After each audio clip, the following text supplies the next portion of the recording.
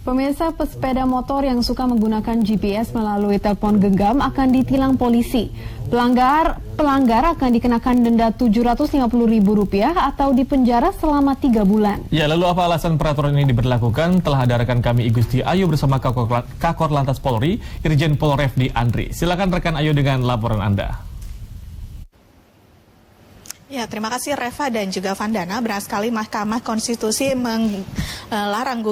menolak gugatan uji materi Undang-Undang Nomor 22 Tahun 2009 tentang penggunaan GPS di telepon seluler saat berkendara. Di mana gugatan ini dilayangkan oleh komunitas Toyota Soluna dan pengemudi transportasi online pada Maret 2018 lalu. Di mana mereka menilai bahwa gugatan tersebut sangat merugikan. Di mana pasalnya mereka bekerja sehari-hari menggunakan GPS. Seperti apa penggunaan GPS yang dilarang saat berkendara? Saya sudah bersama dengan Kakor Lantas Polri, Irjen Pol Alfred Refdi Andri. Selamat malam, Pak. Selamat malam, Bu Ayu. Bapak bisa dijelaskan seperti apa sih, Pak? Ini kan GPS ini sangat membantu bagi para pengguna kendaraan roda 2 dan roda 4, di mana bahwa GPS ini sangat membantu untuk menentukan jalan. Seperti apa sih, Pak, mekanisme dari pelarangan penggunaan GPS ini, Pak? Mungkin begini, kalau kita lihat apa yang ada dalam pasal Undang-Undang Nomor 22 Tahun 2009, tentu pasal-pasal itu merumuskan berbagai hal. Yang orientasinya adalah bagaimana keamanan, keselamatan, ketertiban, dan kelancaran lalu lintas itu betul-betul bisa terimplementasi dengan baik, gitu. Kemudian dalam pasal 106, kemudian dijelaskan di sana bahwa pengemudi kendaraan ketika mengemudikan kendaraan bermotor harus dengan cara-cara yang wajar dan penuh konsentrasi, gitu. Kemudian bagaimana penggunaan GPS dan lain-lain, ya. Cara berkonsentrasi di sini adalah tidak terganggu konsentrasinya ketika mengemudikan kendaraan bermotor, antara lain adalah ya, yang cukup mengganggu itu kesehatannya, itu cukup terganggu. Kemudian mungkin lelah, seorang mengemudi tidak boleh lelah. Kemudian mengantuk, kemudian menonton film, menonton video, kemudian termasuk penggunaan handphone dan lain-lain. Tapi penggunaan GPS itu sesungguhnya itu memang sangat bermanfaat bagi pengemudi. Apakah mungkin ya menentukan arah, kemudian melihat bagaimana jarak sasaran dan lain-lain, kemudian tujuan, waktu tempuh dan lain-lain. Itu bisa dimanfaatkan. Asalkan konsentrasinya tidak terganggu dan penggunaannya itu dengan cara yang wajar, gitu. Berarti informasi yang berkembang di masyarakat terkait dengan penggunaan GPS di telepon seluler saat berkendara itu salah diartikan ya, Pak, oleh masyarakat ya, Pak? Karena begini, pada saat mengemudi, jika dia menggunakan handphone ya, kalau GPS itu ada pada handphonenya, saya kira itu cukup mengganggu. Kenapa demikian? Karena memang sudut pandangnya akan terganggu, konsentrasinya akan terganggu, manakala melihat panel-panel, melihat kata kuncinya ada di tangannya, tentu akan mengganggu konsentrasinya. Ya, tetapi kalau katakan mungkin peralatan itu ada pada mobilnya, tertempel dengan baik, melekat pada kendaraannya, saya kira itu tidak akan mengganggu, justru akan membantu. Gitu. Mekanisme untuk razianya sendiri seperti apa, Pak, nantinya untuk pelarangan GPS ini dan kapan akan diterapkan, Pak? Sebenarnya sebelum adanya gugatan yang dilakukan pada tahun 2018 akhir ya, kan undang-undang itu sudah beroperasi semenjak sekian lama. Undang-Undang Nomor 22 Tahun 2009 itu sudah beroperasi dan sudah diimplementasikan. Langkah-langkah sosialisasi, langkah-langkah preemptif, langkah-langkah preventif, dan penegakan hukum itu sudah dilakukan oleh anggota kita. Kemudian dengan adanya putusan MK itu adalah lebih memperkuat apa yang tertera dalam undang-undang itu, dan saya kira tidak ada lagi keraguan bagi kita untuk mengimplementasikan aturan-aturan itu sebagaimana mestinya, gitu.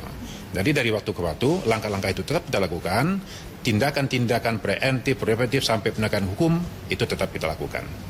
Kapan nih, Pak, pelarangan penggunaan GPS ini akan mulai diterapkan di Jakarta? Jadi sekali lagi saya katakan itu bukan pelarangan penggunaan GPS, tetapi adalah penggunaan handphone atau peralatan lain yang mengganggu konsentrasi. Tetapi jika itu tidak mengganggu konsentrasi, itu tidak ada masalah. Kenapa kita fokus pada konsentrasi ya? Ketika orang menerima sinyal atau katakanlah melihat sesuatu atau mengamati sesuatu, mencermati sesuatu, pasti konsentrasinya akan terpecah. Pasti fokusnya tidak lagi terhadap keselamatan itu. Justru itu saya katakan tadi, jangan sampai penggunaan itu mengganggu konsentrasi pengemudi pada saat mengemudikan kendaraan. Katakanlah satu tangan pegang handphone, kemudian kendaraan melaju dengan sudut pandang pengemudi yang tidak terkendali, tentu akan membahayakan. siapa yang membahayakan adalah pengemudi. Terhadap siapa? Terhadap dirinya sendiri, terhadap orang lain bersamanya, maupun juga terhadap orang lain yang berada di luar kendaraan itu. Gitu. Berarti Korlantas sendiri lebih fokus kepada bukan penggunaan GPS ya Pak, tapi di luar dari penggunaan GPS nanti menonton dan juga membuka video ya Pak? Memang saya katakan tadi kan ada poin-poin tertentu ya. Pengemudi akan terganggu konsentrasinya manakala yang pertama kesehatannya tidak memenuhi syarat atau terganggu kesehatannya. Yang kedua dia menonton video, dia lelah, dia menonton film, dia menggunakan handphone, atau dia katakanlah mungkin mengkonsumsi alkohol yang pada akhirnya mungkin mengantuk dan lain sebagainya. Gitu. Tapi kalau penggunaan GPS sekali lagi itu akan sangat membantu para pengemudi dalam penentuan arah, jarak tempuh, sasaran, tujuan dan lain sebagainya. Untuk dendanya sendiri Pak, ini kan sebesar 750.000, itu dibayarkan melalui ATM ataukah disidang dulu Pak? Memang ada pola-pola yang kita lakukan manakala sebagaimana yang saya katakan tadi, manakala ada pelanggaran yang dilakukan oleh pengemudi sebagaimana yang ada pada pasal 106 Undang-Undang Nomor 22 Tahun 2009, kemudian juga dalam pasal 283 pengemudi akan dikenakan kurungan 3 bulan dan denda atau denda sebesar 750.000. Tilang yang kita lakukan sekarang sudah menggunakan etle. Ada juga tilang-tilang yang sifatnya manual, ada e-tilang dan lain-lain. Jadi bisa membayar langsung, bisa juga melalui sidang pengadilan. Semua sarana tersedia. Kita juga melakukan kemudahan-kemudahan untuk siapapun yang ada di lapangan, termasuk para pengemudi. Tadi Bapak katakan bahwa tanggal 31 Maret nanti akan diterapkan untuk millennial safety. Itu seperti apa sih Pak? Apakah berhubungan juga dengan GPS ini atau gimana Pak? Sebetulnya Millennial Road Safety Festival adalah agenda kampanye. Kampanye apa? Kampanye keselamatan berlalu lintas. Kenapa kita lakukan itu? Kita lakukan tentu dengan melihat data yang ada selama 7 tahun terakhir semenjak tahun 2011. Semenjak adanya rilis dari PBB, WHO mengatakan bahwa korban laka lantas seluruh dunia selama 1 tahun itu mencapai 1,3 orang meninggal dunia. Itu rilisnya WHO. Kalau kita lihat, itu peringkatnya peringkat 5 besar risiko kematian. Yang pertama adalah jantung koroner, kemudian diabetes mellitus, paru, TBC, kemudian korban laka lantas. Ketika di tahun 2011 itu, kalau kita lihat juga di Indonesia, jumlah korban laka lantas meninggal dunia 32.000 per tahun. Itu baru meninggal dunia. Belum lagi luka berat, luka ringan, kerugian material, ada juga orang-orang yang bersama dengan suatu kejadian, memang dia tidak luka, tetapi menjadi trauma seumur hidup. Justru itu, ketika itu target kami atau target secara nasional di tahun 2020 akan ada penurunan dengan berbagai kegiatan yang kita lakukan, setidak-tidaknya kita bisa menurunkan angka 50%. Kemudian target kita di tahun 2035 zero accident. Tetapi di akhir tahun 2018 angka-angka itu walaupun sangat variatif dari tahun ke tahun menunjukkan tidak adanya penurunan yang signifikan. Kemudian dari melihat data yang ada, yang saya katakan di tahun 2018 ada 30.000 korban meninggal dunia. Di mana 57% diantaranya adalah kalangan-kalangan yang usia muda, yaitu kalangan milenial yang usia 17 sampai 38 tahun. Di antara jumlah 57% itu, 25%-nya adalah kalangan pelajar dan mahasiswa. Justru itulah kampanye ini menjadi harapan kita, setidak-tidaknya kalangan milenial ini adalah pada saatnya menjadi pelopor keselamatan berlalu lintas. Ini sudah kita lakukan di berbagai provinsi, tanggal 2 dan tanggal 3, itu kita lakukan di Papua Barat, kemudian di NTT, dan di Lampung. Tanggal 10 kemarin juga dilakukan di 3 Polda, yaitu Gorontalo, Kalteng, kemudian Bengkulu. Pada puncaknya nanti adalah pada tanggal 31 bulan 3 tahun 2019. Ini, kenapa kami katakan ini kampanye?